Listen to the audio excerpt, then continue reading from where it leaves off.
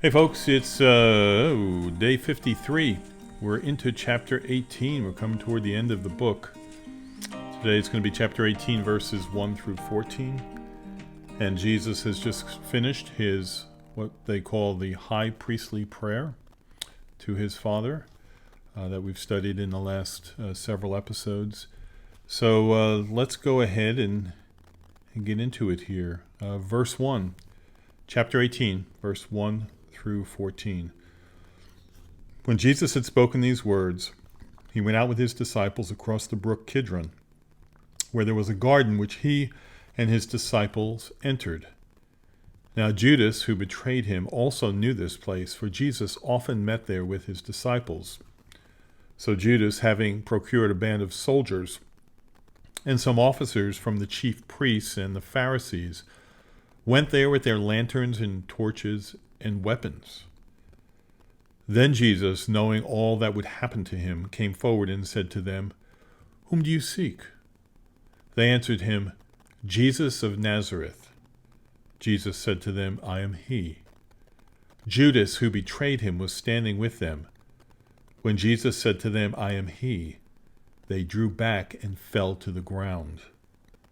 So he asked them again, "Whom do you seek?" And they said, "Jesus of Nazareth." Jesus answered, "I told you that I am he. So if you seek me, let these men go." This was to fulfill the word that he had spoken, "Of those whom you gave me, I have lost not one." Then Simon Peter, having a sword, drew it and struck the high priest's servant and cut off his right ear. The servant's name was Malchus. So Jesus said to Peter, "Put your sword in its sheath. Shall I not drink the cup that the Father has given me?" So the band of soldiers and their captain and the officers of the Jews arrested Jesus and bound him. First they led him to Annas, for he was the father-in-law of Caiaphas, who was the high priest that year. It was Caiaphas who had advised the Jews that it would be expedient that one man should die for the people. So let's go back to the beginning there, first couple of verses. When Jesus had spoken these words, he went out with his disciples across the brook Kidron, where there was a garden which he and his disciples entered. Now Judas, who betrayed him, also knew the place, for Jesus often met there with his disciples. I think the first thing we might note here was that Jesus did not go into hiding.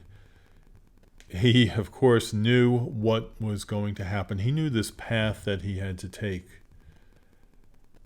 So, even with that, though, we could get a fearful Jesus. We could get a Jesus who, at the last minute, changed his mind or whatever. No, this is the Son of God. He's been given a mission. He is going to complete it. So we see a courageous Jesus, one who did not give in to fear.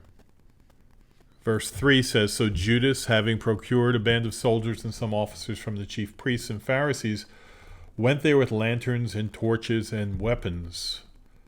Now some translations say that there was a detachment of soldiers. Here it says band of soldiers. A Roman detachment of soldiers was about 1,000 men, and maybe they didn't have a full complement of soldiers at that time. Let's say they had 600 or 700 soldiers. But that number, along with the temple police, maybe altogether 700 to 800 men coming out to arrest Jesus. Come on. It's ridiculous. And with weapons, it says. So you can just kind of picture this taking shape. Verse 4, Then Jesus, knowing all that would happen to him, came forward and said to them, Whom do you seek? So he's giving himself to them. They answered him, Jesus of Nazareth.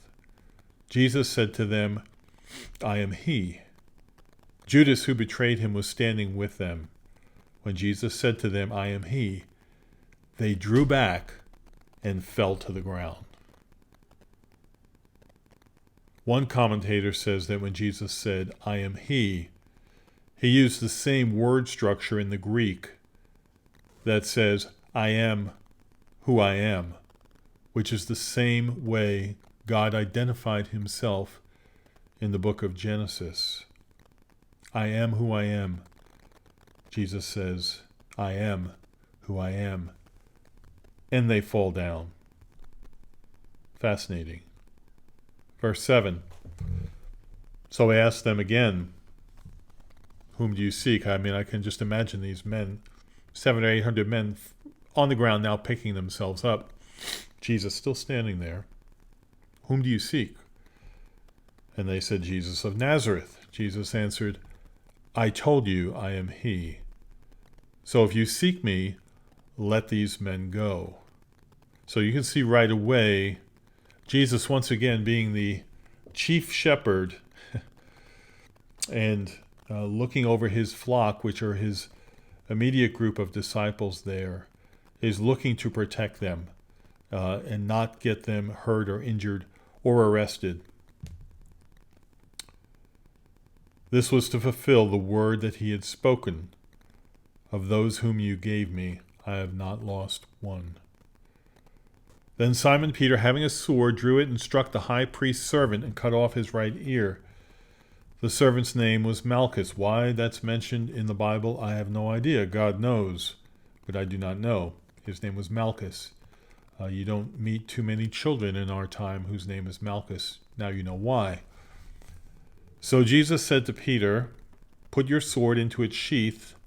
Shall I not drink the cup that the Father has given me? So here's Peter once again. You remember Peter. He's the one who has sworn that he would never allow the Lord to be killed or go to the cross. And he's put his foot in his mouth numerous times. And here he is speaking up again. But the Lord is ready to go. He's willingly going to the cross. He's being obedient to his Father. And he's ready to express the incredible love he has for people who have no way to be reconciled to the Father, have no way to have a relationship with the Father, have no way to stop sinning in their lives, have no way to escape condemnation. Jesus is willing to go and take the punishment for that sin, for those sins. And finally it says, so the band of soldiers and their captain and officers of the Jews arrested Jesus and bound him. I don't even know, I'm sure it was just protocol, but did they have to bind him? Did they have to tie him up like he was going to escape or do something to them? First they led him to Annas, for he was the father-in-law of Caiaphas, who was the high priest that year. It was Caiaphas who had advised the Jews that it would be expedient that one man should die for the people. So now we begin the process of accusations and a false trial, if you will, and just more injustice for Jesus. Dealing first here with the high priest, and then we will move on to the Roman authorities. Thanks so much for listening in. And I really do believe that you are listening to God's Word, not me, listening to the most important thing you could possibly listen to in your life. These words from God, penned by John, put into his mind, penned by the disciple John, for us to read and know the truth, is life for us. It's life.